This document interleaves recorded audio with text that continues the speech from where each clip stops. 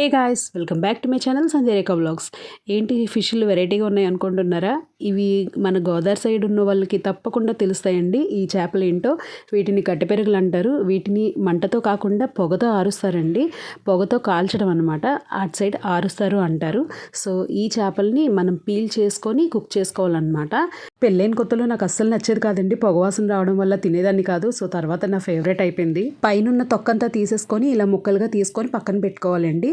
పెద్ద ముళ్ళు నుంచి ఒక్కొక్క పీసుని అలా తీసుకొని పక్కన పెట్టుకోవాలి. మనకి ముళ్ళు అయితే ఉంటుంది, చిన్న చిన్న ముళ్ళులు ఉంటాయి.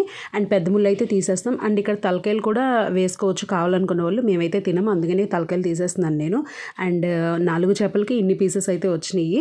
సో వీటిని ఇప్పుడు కర్రీగా ప్రిపేర్ చేసుకుంటాను అనమాట. అండ్ ఇక్కడ నేను చిన్న ఉల్లిపాయలు అయితే యూస్ చేస్తున్నానండి.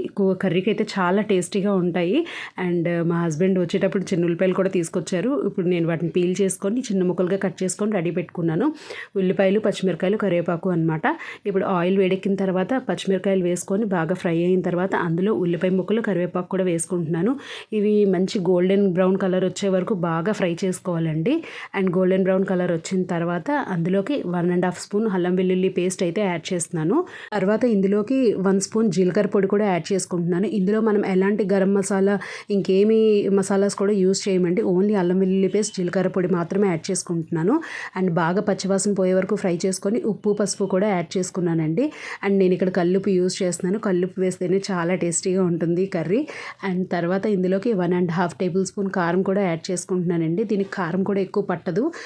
ఆల్రెడీ పచ్చిమిరకాయలు కూడా వేసుకుంటాం కదా. సో అన్నీ బాగా ఫ్రై అయిన తర్వాత ముక్కలు కూడా యాడ్ చేసుకుంటున్నాను ఇందులోకి. చేప ముక్కలు వేసిన తర్వాత ఇందులోకి మనం గరిటె పెట్టకూడదండి, ఇలా కుదుపుకోవాలి. నేను ఇలా కుదుపుకొని కలుపుకుంటున్నాను. తర్వాత ఇందులోకి నేను 1.5 గ్లాస్ అయితే వాటర్ వేసుకుంటున్నానండి. ఇది ఆల్రెడీ మగ్గిన చేప కాబట్టి ఎక్కువ వాటర్ అయితే పట్టవు. మనకి జస్ట్ మసాలాలు ఇవన్నీ గ్రేవీగా అవ్వడం కోసం మనం కొంచెం వాటర్ యాడ్ చేసుకొని మూత పెట్టుకొని కుక్ చేసుకోవాలన్నమాట. ఈ కర్రీ చాలా త్వరగా దగ్గర పడిపోతుందండి, ఎందుకంటే మనకి పీల్ చేసిన ఫిష్ పీసులు కదా. సో వాటర్ని త్వరగా పీల్ చేసుకొని కర్రీ దగ్గర పడిపోతుంది. నేనైతే ఇలా దించేసుకున్నాను గ్రేవీని. అండ్ టేస్ట్ అయితే సూపర్గా వచ్చిందండి. మళ్ళీ ఒక మంచి వీడియోతో కలుద్దాం. అంతవరకు take care, bye. And don't forget to like, share and subscribe.